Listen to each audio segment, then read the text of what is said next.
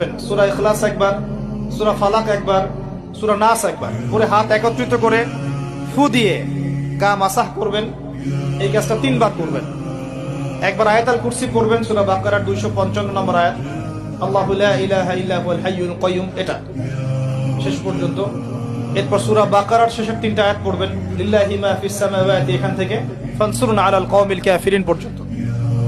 তারপর ডান কাতে পাশ ফিরবেন, বলবেন আল্লাহুম্মা বিইসমিকা আমুতু ওয়া আহইয়া।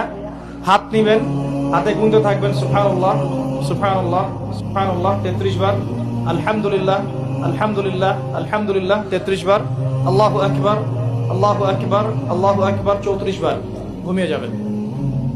এখন যদি আপনি 6 ঘন্টা ঘুমান, আপনি নবী সাল্লাল্লাহু আলাইহি ওয়াসাল্লামের সুন্নাত অনুযায়ী ঘুমিয়েছেন, প্রত্যেক ঘন্টা ঘুমানোর জন্য আল্লাহ আপনাকে নেকি দিবে ইনশাআল্লাহ।